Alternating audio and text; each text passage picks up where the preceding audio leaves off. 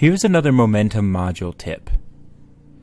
With these new modules, in the top right corner of most menus, you will see the new option to toggle bulk actions.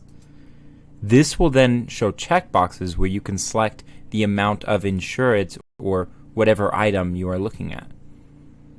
When these are checked, you can select actions, and then you can then have one of these actions happen to all of the clients you have selected.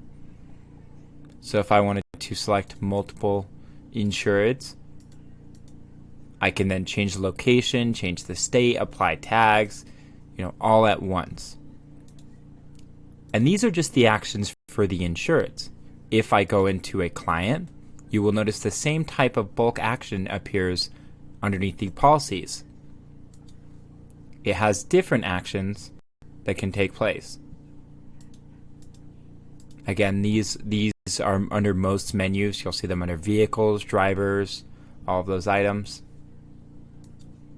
But this will allow you to easily perform one action to multiple items at once. Thank you.